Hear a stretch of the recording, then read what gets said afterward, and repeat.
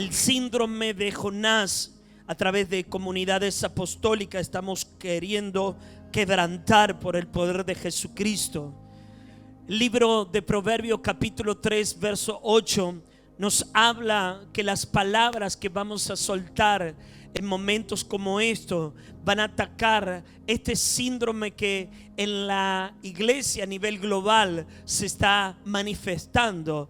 Dice el Proverbio capítulo 3 a modo de introducción, para poder introducirnos en lo que el Padre quiere declarar en esta noche y en la recta final de este mes llamado y titulado afirmación. Diga conmigo, afirmación.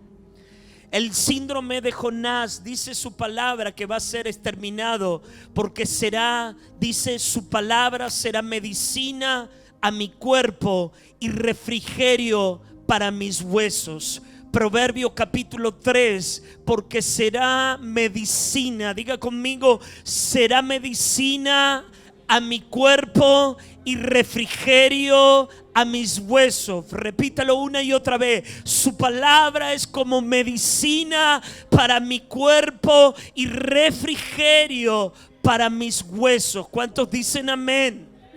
La palabra del Señor trae medicina. La palabra del Señor es el antídoto para aquellos allí virus en los cuales están operando a través de lo que muchas veces se da lugar. Muchas veces hay puertas abiertas y muchas veces este conjunto de síntomas que se presentan con una característica y un cuadro patológico quiere introducirse en el cuerpo de Cristo. Y es por eso que en esta noche será vital para los entendidos poder exterminar ese síndrome de Jonás. Capítulo 4 del libro de Jonás, vamos a ir directamente entendiendo que la palabra que vamos a recibir a través de oír, a través de el oído del ser espiritual, traerá el antídoto a nuestro cuerpo y traerá un refrigerio a todos los huesos que son abatidos. ¿Cuántos dicen amén? Libro de Jonás, por favor, rápidamente. Libro de Jonás, en el capítulo 4 vamos a ver en la vida de este profeta un síndrome que muchas veces está operando y que bajo la adoración profética, bajo ámbitos de comunidades proféticas, van a ser quebrantados. ¿Cuántos dicen amén? Pero Jonás se entristeció en extremo y se enojó y oró a Jehová y dijo: ahora, oh Jehová, ¿no es esto lo que yo decía estando aún en mi tierra? Por eso me apresuré a huir de Tarsis, porque sabía yo que tú eres Dios clemente, piadoso, tardo en enojarte y de grande misericordia, y que te arrepientes del mal. Ahora pues, oh Jehová, te ruego que me quites la vida, porque mejor me es la muerte que la vida. Por favor, quiero que pueda notar el síndrome de profetas que están con este pensamiento. Ahora pues, verso 3, te ruego que me quites la vida, porque mejor me es la muerte que la vida. Y Jehová le dijo: haces tú bien en enojarte. Uno de los factores, de las características de este síntoma es el enojo. Por lo tanto, en el mundo espiritual, en el verso 4, Dios le hace una pregunta rectora a Jonás: ¿haces tú bien en enojarte tanto? Y salió Jonás de la ciudad y acampó hacia el oriente de la ciudad, y se hizo una enramada, una casa, una choza, y se sentó debajo de ella a la sombra, hasta ver qué iba a acontecer sobre la ciudad llamada Nínive, que estaba en la zona geográfica de Asiria. Y preparó Jehová Dios una cabecera, la cual creció, diga conmigo, creció sobre Jonás, para que hiciese sombra sobre su cabeza y le librase de este malestar.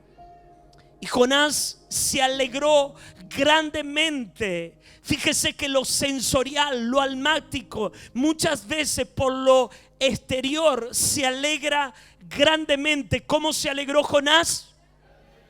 Por la calavecera. Pero al venir el alba del día siguiente, Dios preparó un gusano. Diga conmigo, Dios prepara un gusano, el cual hirió la planta y se secó. Y aconteció que al salir el sol, preparó también Dios. Dios se encarga no solamente de preparar un gusano. Por favor, en el verso 8, una característica que Dios prepara: un viento recio, solano. Y también prepara un sol para herir ¿a quién? A Jonás en la cabeza, donde le hirió y comenzó a desmayarse. Nuevamente deseaba la muerte, diciendo: mejor sería para mí la muerte que la vida. Entonces dijo Dios a Jonás, nuevamente hay una conversación profunda: ¿tanto te enojas por esta planta? Y él respondió, ¿qué respondió? Mucho me enojo, hasta la muerte. Su enojo era hasta la muerte. Y dijo Jehová: tuviste tu lástima, porque el hombre tiene lástima. Verso 10, tú tuviste lástima de la planta en la cual no trabajaste, ni tú la hiciste crecer, que en espacio de una noche nació y en espacio de otra noche pereció. Verso 11, mi finalidad: no tendré yo piedad de aquella ciudad llamada Nínive, aquella gran ciudad donde hay más de 120,000 personas que no saben. Este es el periódico del día de la fecha, amada iglesia. Verso 11, no tendrá yo piedad. Fíjese que Dios no tiene lástima, sino que tiene piedad. Diga conmigo, piedad. A una ciudad donde hay más de 120,000 personas. ¿Y cuál es el punto a discutir? ¿Qué tiene esta gran ciudad llamada Nínive, que está en la zona geográfica de Asiria? No saben discernir entre su mano derecha y su mano izquierda, y de alguna manera hay muchos animales que están allí. Quiero que pueda canalizar por unos momentos el síndrome de Jonás. El enojo es lo que vemos reflejado en esta palabra. El enojo por no estar afirmado en la gracia, sino en su propia justicia. Una de las cosas que necesitamos quebrantar en los 4 meses finales del año 2019 es el fruto del enojo, un fruto de la carne que está basado en la autojustificación. Terminamos hablando días anteriores sobre cómo estar firme en los días malos a través de un hombre llamado Job. Y hoy encontramos una radiografía que también tiene un síndrome que muchos de nosotros necesitamos erradicar a través de que la palabra es medicina. ¿Cuántos dicen amén? Jonás en el verso 1 dice que se entristece en extremo y se enoja y ora con una oración tan equivocada, una oración tan mal direccionada, porque es una oración a través de la parte almática y no tiene nada que ver con la parte espiritual. Yo quiero que por unos momentos podamos saber si esta oración en alguna parte de nuestras vidas, sea por lo que sea, porque si entendemos el contexto de la palabra, una palabra fue soltada sobre el profeta, el cual muchas veces desobedeció, pero tenía una razón. La razón era que los asirios eran personas como el espíritu de Sodoma y Gomorra. El contexto de todo lo que estamos hablando es que de alguna manera Dios se estaba arrepintiendo de haber creado al ser humano. Por lo tanto, Dios prolonga la misericordia, despertando a un profeta, el cual tenía una misión: poder declarar un mensaje de arrepentimiento. Mas él, como muchos de nosotros entendemos, tomó y compró un pasaje y se fue a Tarsis, es decir, se fue a la otra punta, a una zona contraria. Pero en el capítulo 4, una vez que de alguna manera fue pregonero, encontramos que él se aparta de la ciudad para ver cómo el juicio de alguna manera va a resultar, si Dios tiene misericordia o de alguna manera Dios allí arrasa a toda la zona geográfica de Asiria. Y encontramos que lo primero que allí resulta en la vida de este hombre es el enojo. Diga conmigo, el enojo viene por nuestra autojustificación. El enojo es parte de ese Adán que de alguna manera necesitamos crucificar.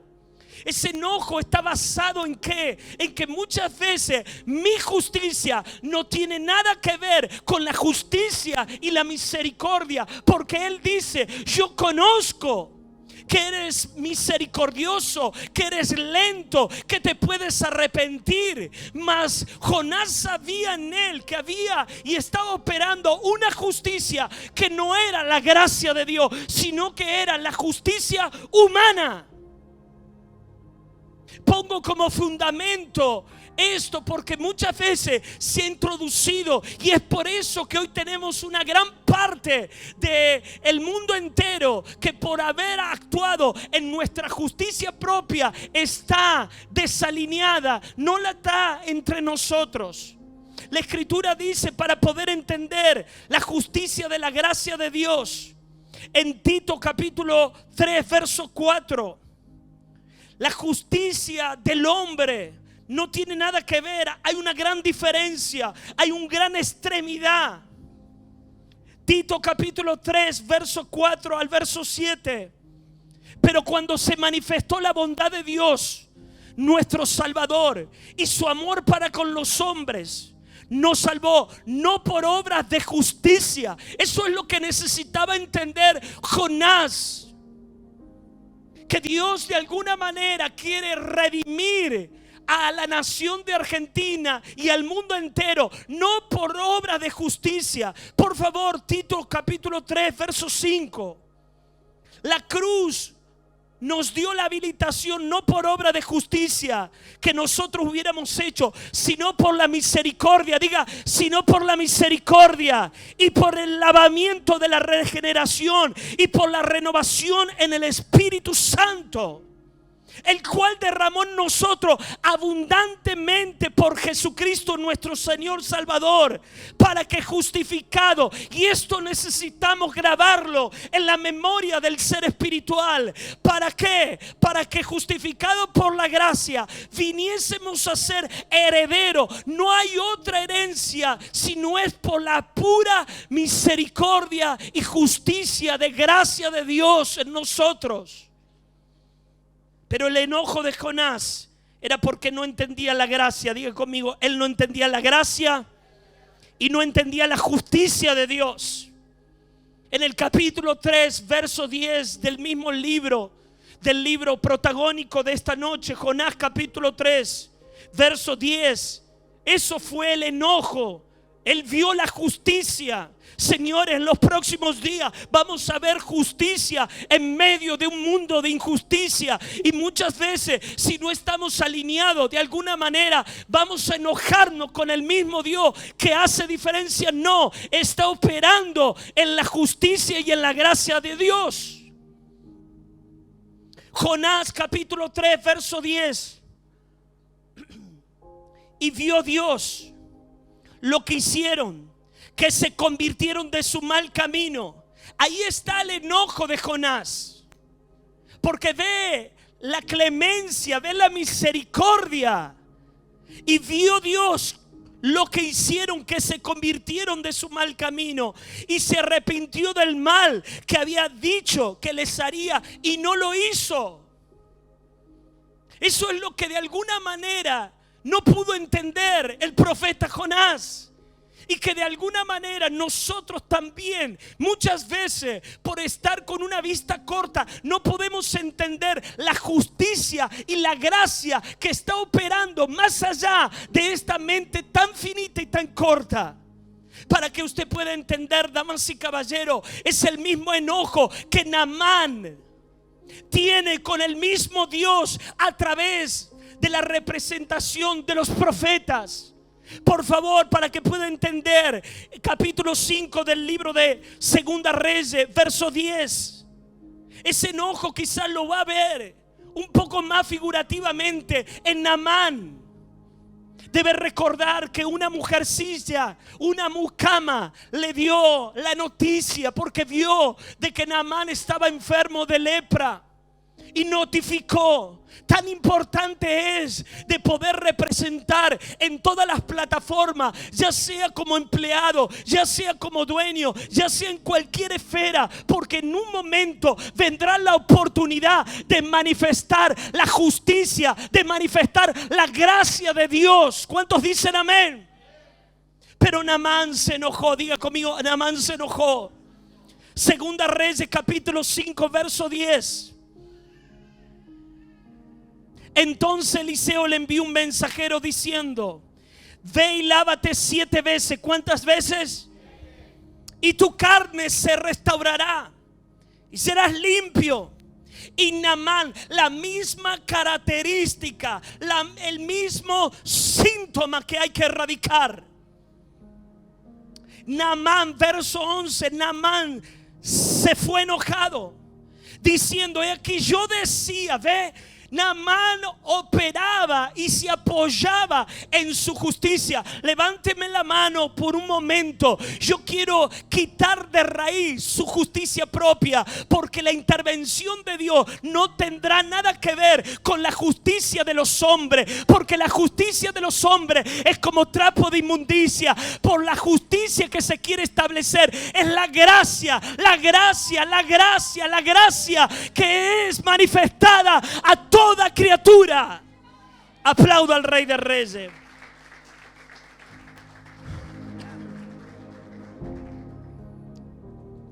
Naamán se fue enojado diciendo: he aquí yo decía para mí, saldrá luego y estando en pie invocará el nombre de Jehová y alzará su mano y tocará el lugar y sanará la lepra. Porque los 2 ríos de Damasco son mejores que todas las lenguas de Israel, si me lavare en ellos. Usted conoce la historia.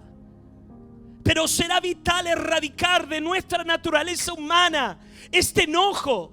Por lo tanto, Colosenses capítulo 3 verso 8 tiene un reto tan fuerte para exterminar ese espíritu de enojo. Colosenses capítulo 3 verso 8. La palabra más fuerte en el evangelio del reino es la palabra dejar. Diga conmigo, dejar. Diga 2 o 3, deberé dejar. Colosenses capítulo 3 verso 8. Pero ahora, dice el apóstol a la iglesia de Colosa, pero ahora dejad. Diga conmigo, debo dejar la ira, el enojo, la malicia, la blasfemia, palabra deshonesta de vuestra boca. Cuando opera el enojo, no le estoy dando lugar al gozo del Señor, porque el gozo del Señor es mi fortaleza.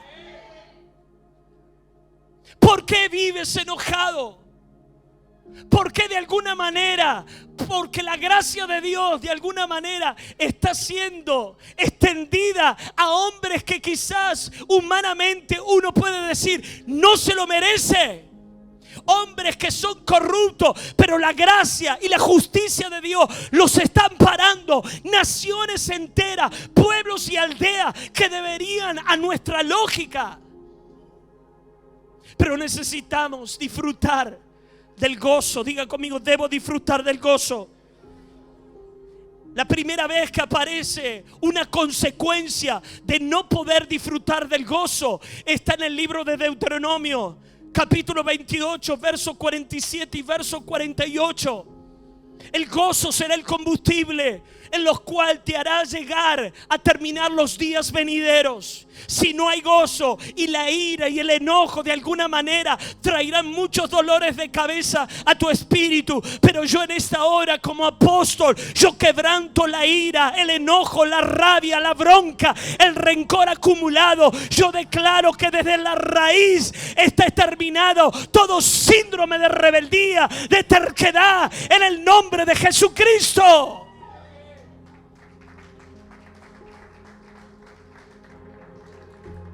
Deuteronomio capítulo 28, verso 47, por favor. La primera consecuencia de por no gozarse, mire lo que sucedió. ¿Lo tiene? Por cuanto no serviste a Jehová con alegría. ¿Cómo es de alguna manera nuestro servicio? ¿Cómo es nuestra manera de manifestar la gracia? ¿Es con alegría o de alguna manera es por obligación o porque me mandaron? Dios está diciendo, por cuanto no serviste a Jehová tu Dios con alegría y con gozo. Son dos cosas distintas. La alegría es del ser almático, de lo sensorial, pero el gozo es uno de los frutos del Espíritu. Por la abundancia de todas las cosas. ¿Sabe por qué usted no debe estar enojado? Porque hay mucha abundancia en usted. Levántame sus dos manos. Hay abundancia de visión, hay abundancia auditiva. Usted comió, usted se vistió, usted está gozando de tener hijos, de tener nietos. Usted todavía está en un país donde la libertad de culto, todavía nosotros ignoramos la abundancia de la gracia de Dios para el ser humano.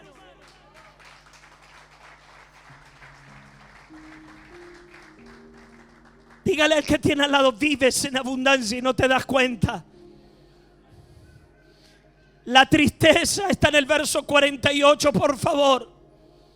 Servirás, mire la consecuencia de no servirlo a Dios con alegría y con gozo por la abundancia. Servirás por tanto a tus enemigos que enviaré Jehová contra ti, con hambre y con sed, con desnudez, con falta de todas estas cosas. Y Él pondrá yugo de hierro sobre tu cuello hasta destruirte. Es una palabra muy fuerte. Es una palabra muy letal. Es que Dios de alguna manera no está jugando. Dios está comunicando una palabra de alineamiento para sus hijos que de alguna manera no están sirviendo con alegría y con gozo. Dios tiene preparado, porque muchas veces usted dice, ¿por qué el diablo me hace esto? ¿Por qué el enemigo me hace lo otro? Es que todo lo que de alguna manera te está pasando está permitido, está habilitado. El enemigo lo dice a través de Joel: yo envié mi gran ejército. Dios también tiene al diablo para usar para hacerte, ponerte allí y destruirte muchas veces. Mi gran ejército a través de la oruga, el saltón, el revoltón, dice yo. No es que el diablo tiene un poder, el diablo ha sido vencido y de alguna manera es un títere usado para procesarte y nivelarte y llevarte a la altura y a la dimensión por la cual fuiste diseñado. Diga conmigo, estoy erradicando el enojo. El libro de Sabiduría, capítulo 14, verso 17. Libro de Sabiduría, hablando de Proverbios 14, 17. El que fácilmente se enoja hará locuras. Cuídate de no enojarte en los próximos días, porque vas a ver noticias que te harán enojar. Si no vives en la dimensión de estar sentado en los lugares celestiales, Dios habla en el libro de Proverbios: el que fácilmente se enoja hará locura. Mira al que tiene al lado y dígale: ¿eres fácil de enojarte?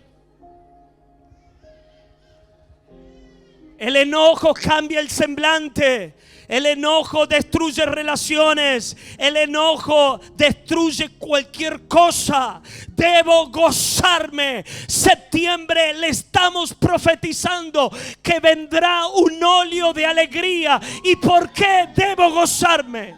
Escúcheme esto por un momento. Anote por qué debo gozarme. Número 1, por la liberación. Libro de allí de Segunda Crónica, capítulo 20, verso 27. Número 1, yo me gozo por las bendiciones de la liberación. Y todo Judá, hablando de Josafat, y todo Judá y los de Jerusalén y Josafat a la cabeza de ellos, volvieron para regresar a Jerusalén gozoso, porque Jehová le había dado gozo librándolos de los enemigos. Número 2, debo gozarme por haber sido redimido. El profeta Isaías capítulo 35 verso 10. Y los redimidos de Jehová volverán y vendrán a Sión con alegría. Número 1, por ser librado del poder de las tinieblas. Número 2, por haber sido comprado a precio de sangre. Número 3, dice Juan capítulo 16 verso 22 que habrá un gozo permanente. ¿Por qué? Porque también vosotros ahora tenéis tristeza, porque Jesús estaba ascendiendo, pero no los dejaré huérfanos. Cuando el Espíritu Santo gobierna a una persona, el gozo ya no es temporal, el gozo es permanente. Yo declaro que te vas a gozar por tu liberación. Número 2, serás gozado por ser redimido a precio de sangre. Y número 3, se activa que cuando tienes el gobierno de la llenura del Espíritu Santo, tu gozo es permanente, porque tú no te gozas por el bienestar y por la realidad natural. Tú te gozas por la posición de gobierno que tienes en Cristo Jesús.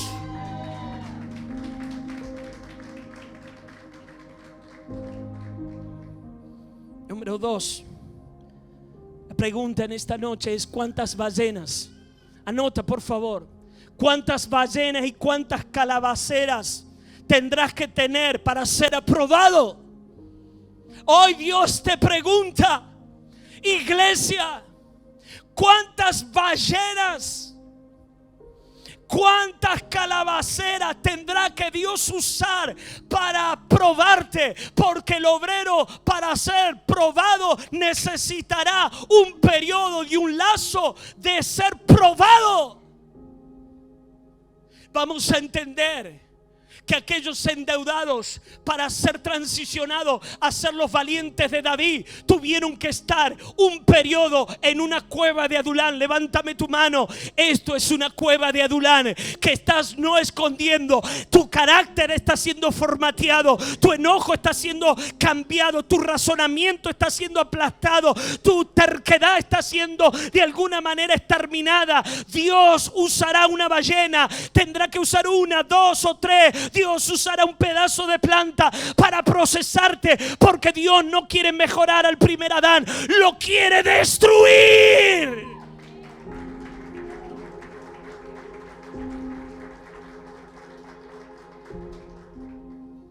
Diga conmigo: para ser aprobado necesitaré ser procesado. Ama el proceso. Ama, no le esquives al proceso.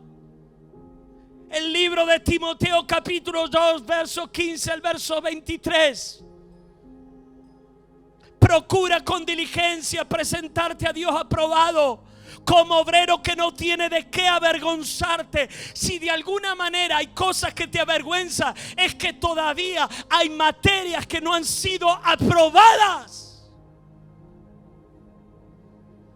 Jonás capítulo 2. Sería largo, no quiero ser tan extenso, pero necesitarías leer toda la carta de Timoteo, todo el capítulo 2 del 15 al 23. Estoy redimiendo el tiempo. El capítulo 2 del libro de Jonás. Dios usa una ballena. Diga conmigo: Dios usa una ballena, al menos por 3 días, para destruir todo lo que de alguna manera no les sirve. Porque todo lo que no está firmado en la gracia está firmado en la justicia del ser humano. Capítulo 2 del libro de Jonás. Entonces oró Jonás desde el vientre del pez y dijo: invoqué en mi angustia. Escuchó esta oración y él me oyó. ¿Dónde lo invocó? Desde el seno del Seol clamé y mi voz oíste. Me echaste a lo profundo en medio de los mares. Me rodeó la corriente. Todas tus ondas y tus olas pasaron sobre mí. Está hablando desde el vientre, desde la cárcel del proceso. Entonces, verso 4, dije: desechado soy delante de tus ojos, mas aún veré tu santo templo. Las aguas me rodearon hasta el alma. Me rodearon el abismo. El alga se enredó en mi cabeza. Descendí a los cimientos de los montes. La tierra echó sus cerrojos sobre mí para siempre. Mas tú sacaste mi vida de la sepultura. Mire la misericordia y la justicia, aún sabiendo que Jonás tenía intentos de quitar su vida. Mire la justicia como obra con nosotros. ¿Por qué nosotros le servimos? Porque aunque nosotros fuimos contrariamente a la voz de Dios. Número 2, aunque nosotros nos echamos a lo profundo de la mar, Dios preparó una ballena para procesarnos.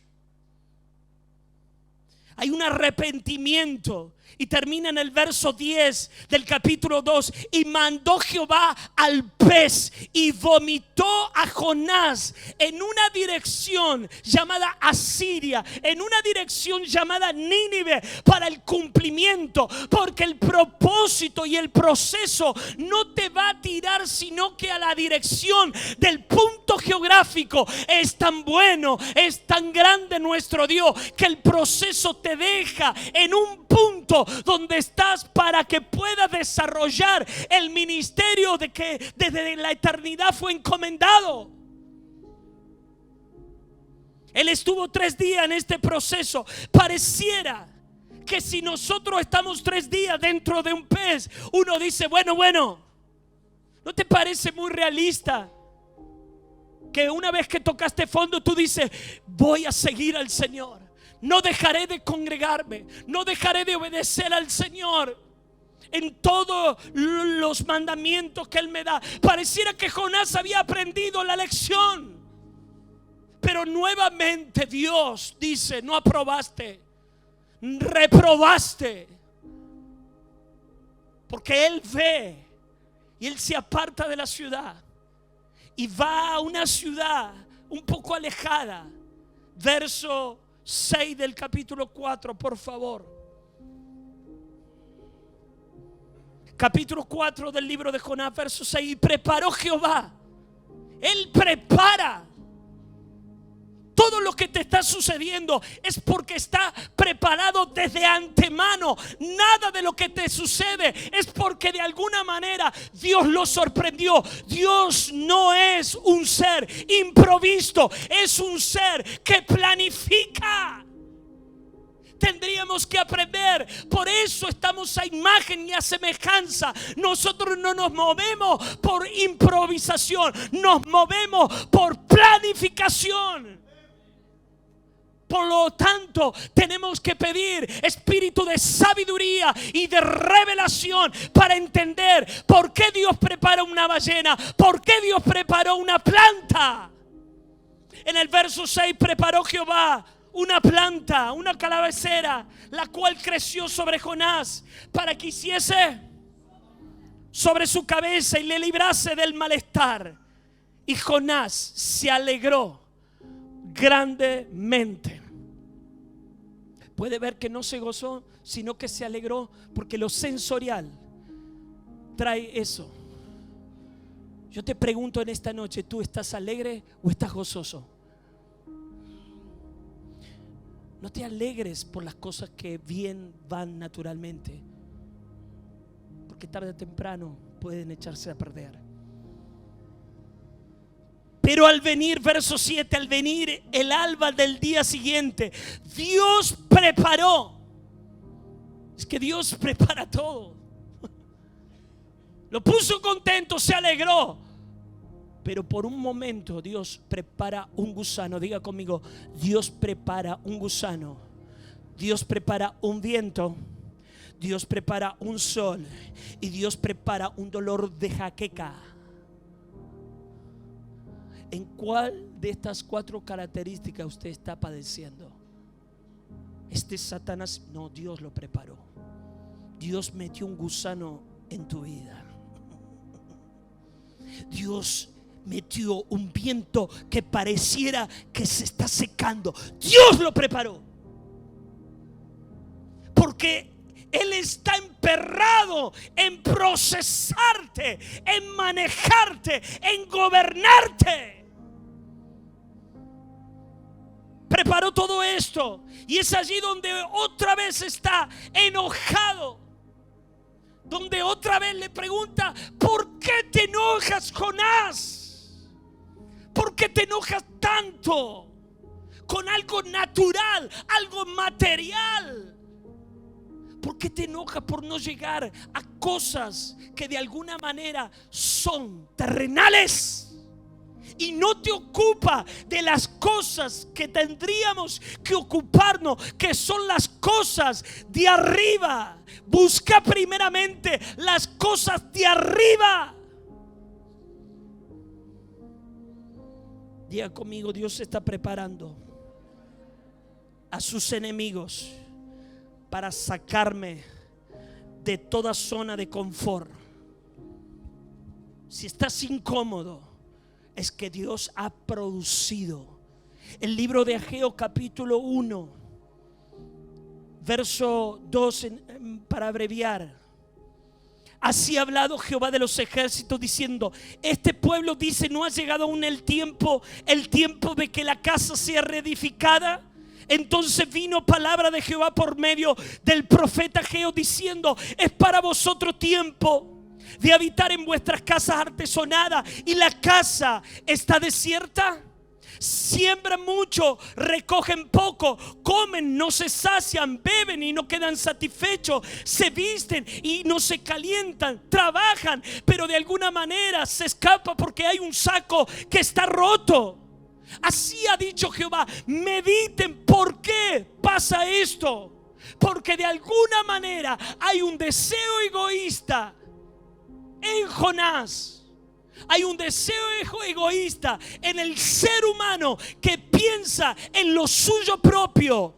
Y es por eso que hoy hay una quebradura de mano, hay una nube de ojo. De alguna manera el ser espiritual está en un atraso. ¿Por qué? Porque bien lo dice el profeta Ageo: no están subiendo al monte, no están trayendo madera, no están reedificando la casa. Por eso Él ha detenido la lluvia temprana y tardía.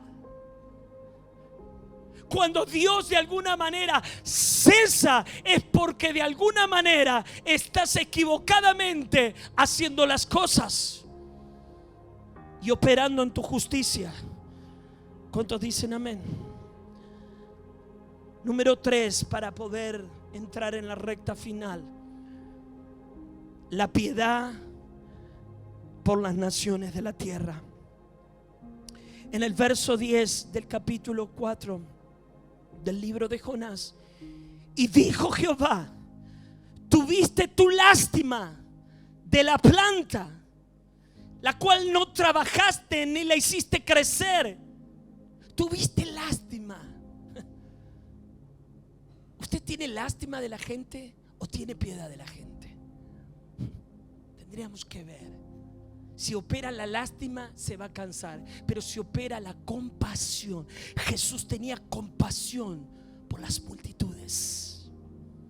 No tendré, verso 11, no tendré lástima, no. Dice: no tendré piedad de Asiria, de Nínive, aquella gran ciudad. Por lo tanto, necesitamos ejercitar, diga conmigo, necesito ejercitar la piedad. Pablo le está diciendo al joven: desecha las fábulas profanas y ejercítate en la piedad. Ejercitarse en la piedad es la sumisión a Dios. Significa adaptar nuestra vida a la palabra y vivir bajo sus enseñanzas.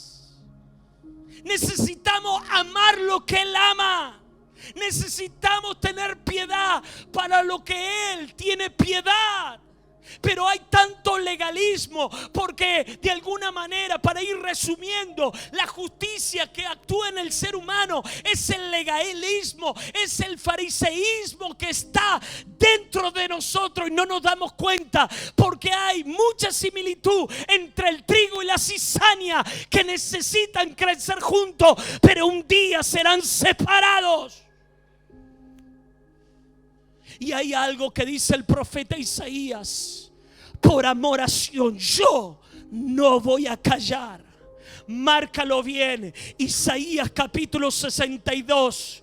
Por amor de Sión no callaré, y por amor de Jerusalén no descansaré. Este es el impetuo, este es el accionar de la obra del evangelismo que se aproxima en los próximos días. Por amor de Sión no callaré, por amor de Jerusalén no descansaré, hasta que salga como resplandor la justicia y la salvación se encienda como una antorcha.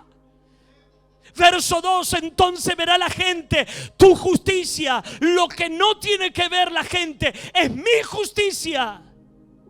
Por eso Cristo en nosotros es la esperanza, es la justicia. Pero todavía no puede ver la justicia de Dios. Ve la justicia de ojo por ojo, diente por diente. Ve la justicia que de alguna manera siempre estamos buscando una tajada. De alguna manera siempre estamos con una astucia. Entonces verá, verso 2: verán las multitudes de tu justicia y todos los reyes de tu gloria.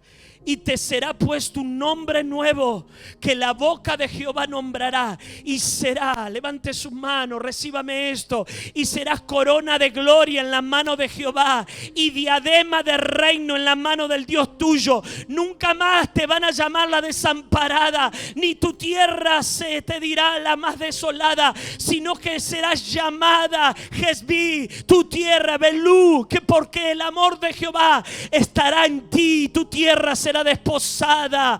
Pues como el joven se desposa con la virgen, se desposarán contigo tus hijos, y como el gozo del esposo con la esposa, así se gozará contigo el Dios tuyo. Y sigue diciendo hasta el verso 12,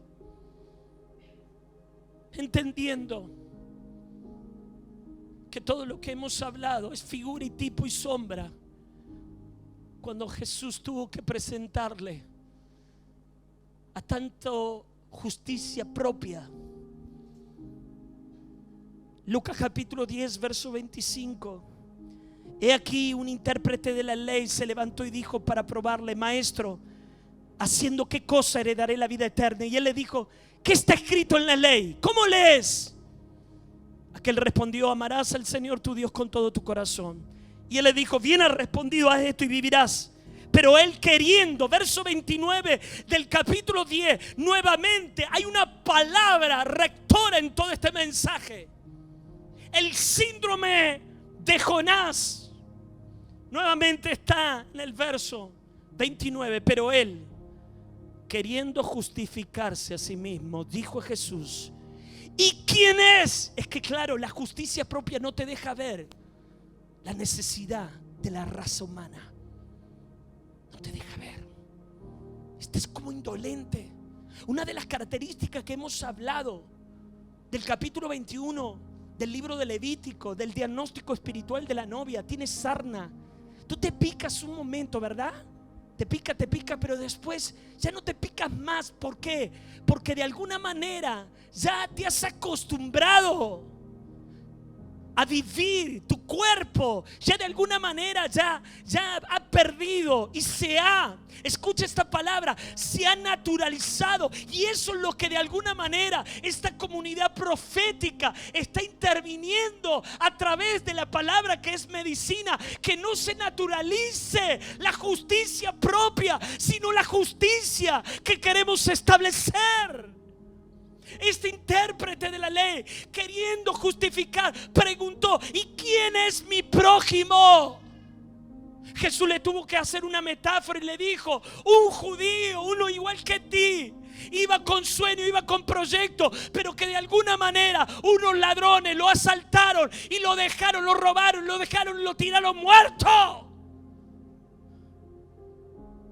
Pasaron aquellos que de alguna manera se decían que practicaban justicia. Usted conoce, pasó un sacerdote, pasó un levita y pasó un samaritano, figura y tipo y sombra de la nueva generación que tiene piedad, porción, y que no va a callar. Aunque lo quieran callar, no va a callar. Aunque lo quieran encerrar, no, porque la palabra jamás estará presa.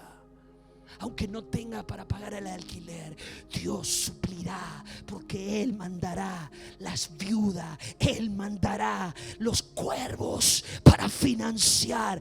Por más que tú no quieras financiar el reino, por más que tú no quieras hablar, las piedras manifestarán lo que tú y yo no manifestamos. La palabra termina diciendo: ¿y quién pues de estos tres te parece que fue el prójimo? Él dijo: el que usó de misericordia con él. Entonces Jesús le dice: ve tú y haz. ¿Qué te pasa que no haces lo mismo? De detenerte, de bajarte del caballo, de curarla. ¿Por qué? Porque tiene algo raro que no. ¿No seremos nosotros los raros y no ellos? ¿Qué nos está pasando? Que somos tan indolentes de seguir arrojando una piedra a una mujer que la encontramos en pleno acto de adulterio. ¿Por qué seguimos tirando piedra? ¿Por qué seguimos juzgando al mundo? No hemos sido llamados a juzgar al mundo, hemos sido llamados a abrazar, porque ustedes son el antídoto a la gran enfermedad que tiene el sistema. Diga conmigo: no podemos dejar de decir lo que hemos visto y oído. Termino diciendo en el punto 4: ¿no tendré piedad yo de Nínive, que no sabe distinguir? ¿Cuál es el problema, apóstol? El problema del mundo entero es que no sabe distinguir entre su mano derecha y su mano izquierda. No sabe distinguir a los políticos. No sabe distinguir cuál va a ser su esposa. No sabe distinguir cuál va a ser su profesión. Puede entender que no sabe distinguir. Se puede acordar de la mutilez, lo mutilado que está la novia, hablando del olfato, que representa lo que dice el libro de Cantares. Esa torre que lo primero que se ataca para llegar a una ciudad es la torre. No tiene discernimiento, perdió el olfato. Mi rol protagónico, diga conmigo: mi rol protagónico es lo que dice Efesios capítulo 3 verso 8. El rol protagónico, Efesios capítulo 3 verso 8: a mí, que soy menos que el más pequeño de todos los santos, me fue dada esta gracia. Diga conmigo: hay una medida de gracia de anunciar entre los gentiles el evangelio de las inescrutables riquezas de Cristo. Y en el verso 9 está la clave de mi rol protagónico: y de aclarar a todos cuál sea la dispensación del misterio escondido desde los siglos en Dios. Nuestra tarea como comunidad apostólica y profética es de aclarar. Aclara en estos días la confusión, el síndrome de Jonás. Cierra tus ojos, por favor. Cierra tus ojos en esta noche.